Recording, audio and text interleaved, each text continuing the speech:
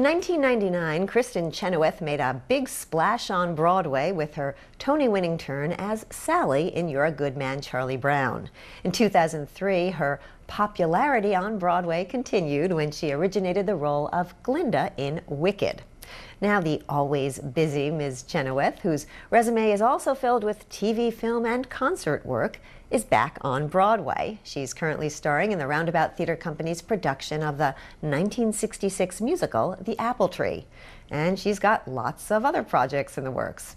I recently spoke with Chenoweth about her career juggling act. But before we see that interview, let's take a look at Chenoweth juggling 3 roles in the 3 little musicals that make up The Apple Tree.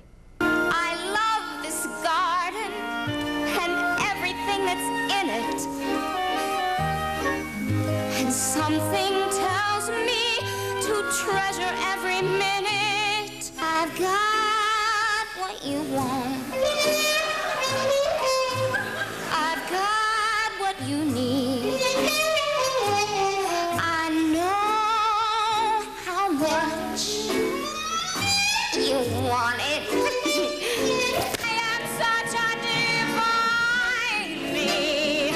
Every studio will sign me. My cup runneth over. Whoever saw such a complete wow. Nobody will say no to me now. Kristin Chenoweth, welcome back to On Stage. Thank you. Good to be here. A pleasure to have you in. You're in the midst of a very busy schedule, so we appreciate you taking time out. Now you are doing not 1, not 2, but triple duty here. 3 roles in 3 short musicals that make up The Apple Tree. You've said this is the hardest you've ever worked in your life, you said on this show, and you've done so many different things. What makes this such a hard role to do, I think for me, Act 1, which is Adam and Eve, is so delicate. It's so easy, it's hard, it's so honest. And then Act 2 and 3 are, you know, some people say it's fluff and just fun, but I really take care in trying to make each 3 characters very different. But at the end, there is a little wrap-up where you can kind of see how they all fell into each other and made it one show. So I just want to make sure that I'm really giving the audience 3 different parts, not 3 different Kristins, but 3 different roles. Now you're coming off such a huge, lavish, big musical, having done Wicked, which was already 3 years ago now. I can't believe it. People might think, it's hard. It's strange that it's harder to do this intimate show than a big... It's so funny, people in the backstage, when I go to sign autographs, they're like, was this harder or was Wicked harder? And I go, oh my gosh, this is so hard. I mean, this is so difficult. Acting, it uses all of the acting range and the singing range and movement. And not that Wicked wasn't challenging, it had its own challenges, but this is definitely more difficult as an actor. Now, this show opened on Broadway in 1966. Barbara Harris did your role, won great acclaim for it. And Jerry Bach, one of the creators of the show, has said it was never revived in all these 40 years because they just couldn't, they couldn't find someone who could do it. Now, when you hear that, what does that make you think? It makes me so happy that they trusted me, because I know they haven't done it since. And we've fallen in love with each other, Sheldon Harnick, Jerry Bach, and I. And they just say, there was Barbara, and now there's you. So I take that with such, it's so special, and I love it. And to hear that from an author, and they're still living, and we get to see them, and they come in and tell us. They were involved in rehearsals, is that right? Absolutely. So it was really special. You are in the small group of what people may refer to as Broadway darlings. I mean, it's an honor. It is an honor. But your career, though, has run the gamut. You've made sure you work in all mediums. You do TV, film. Where does your heart lie? I mean, granted, I cover theater, so I've seen you more in theater than having seen all your work elsewhere. Right. But you're so alive, and it's such a joyfulness to you, it seems, when you're on stage doing musical theater. Is that where your heart really lies? Yeah. I mean, of course, the dream would be to get to do something like that on film, because more people will see it, to be frank. But as far as on a personal level, it is where I feel most at home, which, you know, maybe there's some therapy to be had by that, but I am most happy and most comfortable on stage. I'm never happy with the show once it's over. I go back and I make notes of things I can do better, things I nailed that time. It's a constant challenge. Let me ask you this, another challenge with Apple Tree. One of your co-stars, Mark Kudish, is your former fiance. Yes.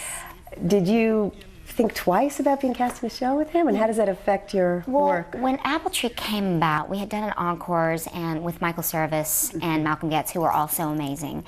They decided to go a different route. They hired Brian Darcy James, and the director called me and said, "Look, I want to hire Mark Kudish, but I don't want to make you feel uncomfortable in any way." And I said, "Hire him. Hurry up and get him, because I know him so well. I know how good he is, and I just know that that's going to make me better. I'm not a fool, you know. I want people around me that are fantastic, and I also love him. I mean, I think that you don't just turn that off. Just because we decided not to marry, you know, doesn't mean that we don't love each other. And he is certainly in a happy relationship now, and I'm so happy for him, and I'm in one as well. So it came full circle." Yeah. And you also worked with him recently, briefly, in the reading of Young Frankenstein. Yes. Now, and Brian Darcy James was also in that. This is the musical version of the Mel Brooks film. What's up with that? Do you Well, think we're all kind of waiting to see what the next step is. I know that they, you know, they seem to want us to do it. So Mel is, I think, doing some rewrites, and then they'll get a schedule going, and they're supposed to call us when they get that schedule. And I mean, I certainly want to be involved to play the role. It's another stepping in the shoes of another famous comedian, but you know, one that I highly regard. So after whom you named and I named my dog. Right. So how appropriate. Yeah, right. And also, you just don't stop. Your other big project coming up on January 19th, you will be making your debut at the Met in a concert. Yes. Tell us about that. It'll be a concert of stuff that they want to hear, people want to hear from me. For example, Act 1 is entitled Stuff You Want, and the second act is called Stuff You Need. So it's probably a little bit more legit, but it just gives me an opportunity to get back in front of my fans and to be on stage at the Met for the first time, which will help prepare me for the Ghosts of Versailles, which I will be doing for them in a couple years. Yeah. They really book ahead. They do, but in my mind it's around the corner because I don't know the role. So I'm just thankful for the blessings, and thankful for all of the things I'm learning. Okay, well, unfortunately we're out of time, but it's such a pleasure to have you in, and all the best to you with the Apple Tree and your debut at the Met. Thank you. Thanks so much.